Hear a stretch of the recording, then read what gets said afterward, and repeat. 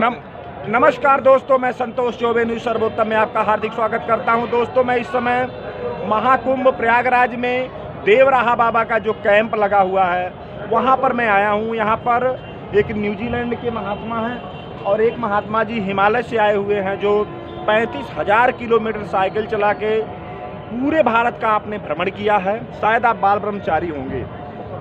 और महात्मा जी हिमालय के रहने वाले महात्मा, काफ़ी तेजस्वी महात्मा हैं। दोस्तों, महाराज जी से बातचीत करके मैं आपको दिखाता हूं कि महाराज जी क्या आशीर्वाद दे रहे हैं कुंभ में आने वाले लोगों का। कुंभ जो महाकुंभ में चल रहा है इसका क्या फ़ायदे हैं, क्या लोगों को फ़ायदा मिल रहा है, इससे सारी बातें करके मैं आपको बताता हूं।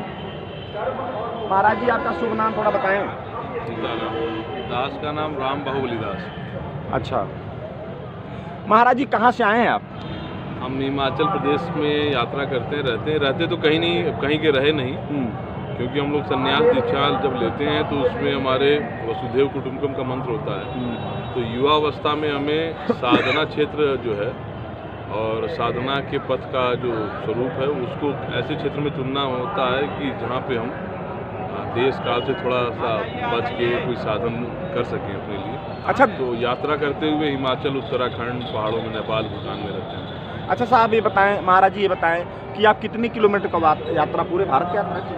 भारत में कई साइकिल यात्रा, पैदल यात्रा, कई तरह की यात्राएं कई हज़ार किलोमीटर की हो चुकी हैं। अच्छा, तो उसमें हम लोगों का प्रयास रहा है कि लोगों को थोड़ा सा क्लाइमेट चेंज के लिए, जो आज ग्लोबल वार्मिंग का जो शब्द है उसकी जागृति के लिए पेड़ पौधे लगाने के लिए, बरगद, पीपल, पाकड़ के जंगल लगाने के लिए हम लोग यात्रा करके लोगों को जगा रहे हैं। उसके पीछे में चेतना जगाना, लोगों को जो है अवेयर करना, जो क्लाइमेट चेंज को लेके लोग जो है उदासीनता कर रहे हैं और जो प्रकृति का दोहन हो रहा है वर्तमान में। चाहे आप इस कुंभ को ही लेके, जो इस कुंभ की भी बहुत बड़ी बात है कि हम लोग जो है इको फ्रेंडली कुंभ इसको कह रहे हैं और अच्छा कुंभ मनाने के लिए हम लोग संदेश भी दे रहे हैं कि हम कम से कम जो यहाँ पर पोल्यूशन करेंगे।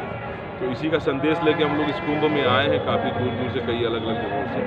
हम लोगों का संदेश बहुत कुछ है, पर एक विशेष संदेश ये है कि गंगा से लेके जो हमारी धरती माता हैं, सब हमारी जो मानवीय मूल्यों की बातें हैं, नैतिकता की बातें, उससे बहुत अछूता दिखाई दे रहा है ये कुंभ। अच्छा महाराज जी, ये बताएं कि आप हिमालय में रहते हैं, तो हिमालय में रह के वहाँ कहा जाता है कि बहुत बड़ी बड़ी विभूतियाँ रहती हैं और आप शायद आप ब्रह्मचारी हैं। थोड़ा सा बताने इससे, आप ब्रह्मचारी हैं? ब्रह्मचारी, बाल बच्चे या शादी कभी हुई थी आपकी?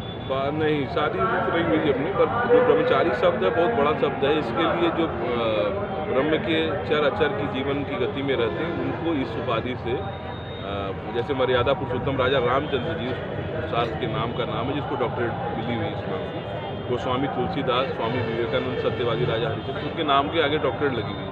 तो ब्रह्मचारी जो शब्द है, जो ब्रह्म के चर अचर जीवन के साथ में, जिसका ऐसा नहीं कि कोई ब्रह्म वेला और अमृत वेला के समय उठने वाले व्यक्ति का नाम या शादी नहीं करने वाले का नाम या यज्ञोपवीत धारण करने वाले का नाम ब्रह्मचारी होता है। तो ब्रह्मचारी वो शब्द है कि जिसमें हम ब्रह्म के विषय से अपने जीवन काल का विचार भाव, सारा जीवन चक्र जो है हमारा ब्रह्म के इर्द गिर्द हो, ब्रह्म की साकार उपासना, निराकार उपासना से मन भरा हुआ हो। इस तरह से ब्रह्मचर्य की कई उपाधियाँ, कई परिभाषाएं हैं। अच्छा महाराज जी, ये बताएं कि आप हिमालय में रहते हैं, तो हिमालय में रह के आप क्या अनुभव किए? वहाँ तो सुना हो कि बहुत बड़े बड़े ऋषि मुनि रहते हैं, क्या कभी ऐसे महापुरुषों से आपकी भेंट हुई? हाँ, ऐसा है ना, देखो कई बार होता है ना कि बहुत से संत, बिरले संत जो है दर्शन तो देते हैं और बहुत साधारण स्वरूप में मिलते हैं। बहुत साधारण उनकी जो गतिमति होती है, बहुत मतलब इस तरह का स्वरूप नहीं होता कि आप उनको कह दें कि बहुत बड़े योगी हैं, सुपर ह्यूमन है, महामानव। क्योंकि महामूल्यों की नैतिकता का जो गुण है, जो ज्ञानी, जो साधु होते हैं, वो बहुत सहज वृत्ति से कहीं भी जीवन यापन कर लेते हैं। तो हिमालय क्षेत्र में अब साधक कम हो गए हैं। पहले साधना उपासना करने के लिए कहते थे कि जैसे गीदड़ की मौत आती है तो शहर के भागने वाली बात आपने सुनी होगी, एक मैथोलॉजी है। तो वैसे जब वैराग्य और जब ऐसे कोई अवस्था आ जाती थी त्याग की, संन्यास की, तो लोग हिमालय चुनते थे अपने संन्यास को स्वरूप देने के लिए। अब थोड़ी कम हो गई है क्योंकि नीचे भौतिक जगत में काफ़ी सुख सुविधाओं के साथ जीवन जिया जा रहा है। तो यहाँ पर ही आप देखेंगे कि अयोध्या, वृंदावन, चित्रकूट, हरिद्वार, ऋषिकेश में ही दुनिया भर के साधु रहते हैं। पर हिमालय में जो आपको वातावरण है वो ठंडा वाला है, तो लोग बचना चाहते हैं साधु को।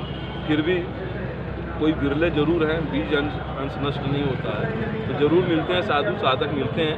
पर किसी को अच्छा कहने से हम ये नहीं समझ पा रहे हैं कि आप जैसे किसी महापुरुष या महायोगी के बारे में जानना चाहते हैं, वो अपनी इतनी बड़ी दृष्टि नहीं रही है कि हम लोग पहचान सकें। हाँ, यात्रा करते रहते हैं निरंतर, और हिमालय क्षेत्र और ऐसे रीजन्स में क्या होता है कि बहुत दिव्य आत्मा है, जैसे पहाड़ के लोग भी बहुत अच्छे होते हैं, उनका जो धन है, उनके धन से जो भजन करते हैं, क्योंकि फौजी होते हैं, बड़ा शुद्ध उनका धन होता है। पहाड़ में खेती कृषि जो करने वाले लोग हैं, बहुत कठिनाई से जीवन जीते हैं। तो नीचे और ऊपर में बस इतना अंतर है कि उनकी मानसिक स्थिति और जो वहाँ का वातावरण है, वहाँ पे वायु शुद्धि भी है, वहाँ जल की भी शुद्धि है।